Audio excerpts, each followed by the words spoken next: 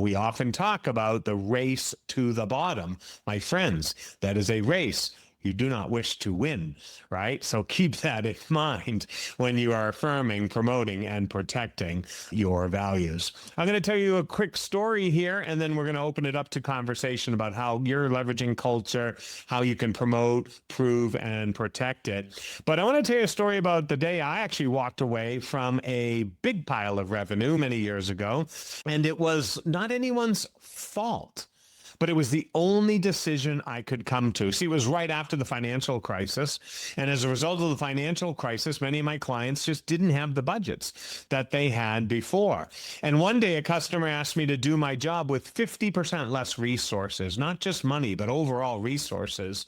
And when faced with that, it wasn't only that it would be unprofitable, it would also be that it would not be fun and we would not be able to do a good job, the kind of job we took pride in doing.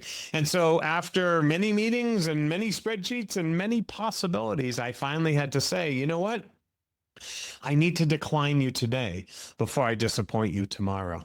I need to say no because it's the only way to do the work I can do. I don't have a company in order to have clients. I have clients in order to have a company that will create the outcomes that I envision are best for myself and for my clients and for the industry in which I work in. Sometimes you have to walk away from what looks like a desirable input, in this case, a lot of revenue, because it is not the desirable output. And as I think I mentioned earlier, this is what UPS is doing. UPS recently decided to cut their Amazon business by 50%. And by the way, this had nothing to do with what's going on in the economy. They had made this decision at the beginning of the year, long before anything else was happening to imported goods and other things that Amazon often works with. It turned out that they just happen to be the largest customer, but just not a profitable one.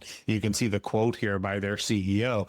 But one of the most important parts of their announcement that I love was simply this phrase: we're taking control of our destiny. We're taking control of our destiny. Just because other people happen to ship a lot of Amazon packages doesn't mean we have to. Just because other people decide to deliver bare bones, shoestring, lowest common denominator service didn't mean it was something I wanted to wake up to doing every single day and to make part of my legacy. And values are really much part of your legacy. So just keep those things in mind as you're asking yourself, what can I as a leader do to help my organization and my people face the challenges we're facing in the industry today with confidence, but also with answers that aren't just expedient to the moment. Hello, I'm Matthew Ferrara. Thanks for visiting the Leadership Club, a special place for owners, managers, and executives to focus on their growth as leaders in their firms and the industry.